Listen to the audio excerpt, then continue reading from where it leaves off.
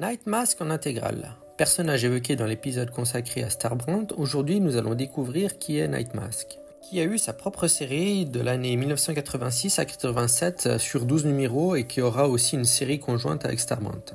Night Mask est un personnage qui a été créé par l'écrivain Archie Goodwin et est apparu pour la première fois dans Night Mask numéro 1 en novembre 86, une série publiée par la marque Marvel News Universe.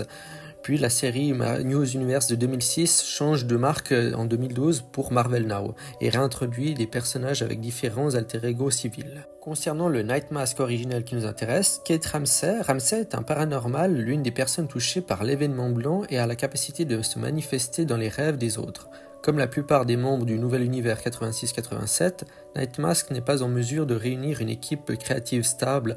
Un numéro sur 3 était du remplissage, la série a été annulée au bout de 12 numéros, bien que Ramsey ait continué à figurer comme personnage important du nouvel univers, avec un rôle de soutien et des histoires de secours occasionnelles dans d'autres titres.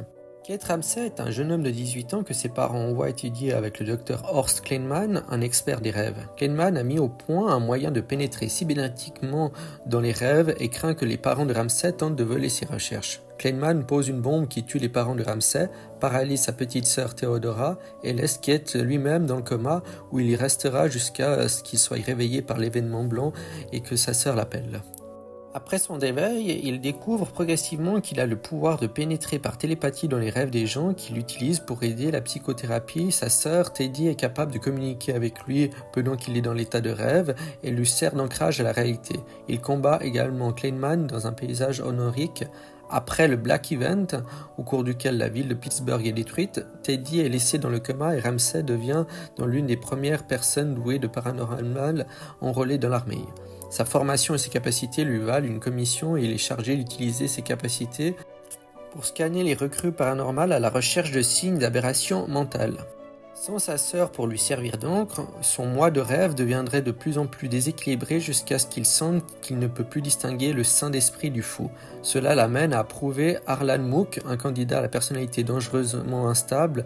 Mook souffre d'une dépression nerveuse et tente d'assassiner le président des États-Unis, contrecarré uniquement par le président anonyme et lui-même développé par les capacités de régénération paranormale. Ramsey entre dans les rêves de Teddy afin de sortir de son coma, bien qu'au départ son personnage de Night Mask tourmente Teddy de la même manière qu'il traite tous les rêveurs et qu'il traite depuis le Black Event. L'amour de Kate pour sa sœur surmonte la personnalité de Night Mask, libérant Teddy de son coma et rétablissant la stabilité de son pouvoir. Ramsey traque ensuite Mook dans ses rêves, incitant Mook à la recherche personnelle. Mook tue Ramsey d'un seul coup de feu. En 2006, Warren Ellis et Salvador Roca ont introduit une version différente du personnage de Night Mask, lorsqu'il est relancé le concept du nouvel univers dans une nouvelle série. Izanami Randall, qui apparaît pour la première fois dans New Universe numéro 1 de février 2007, est une jeune femme japo-américaine vivant à San Francisco. Après l'événement blanc, Izanami découvre qu'elle a été nommée Night Mask et qu'elle a acquis les pouvoirs de manipuler le superflu et un espace transuniversel, à travers lequel les rêves et les idées de télépathie interagissent avec le monde physique.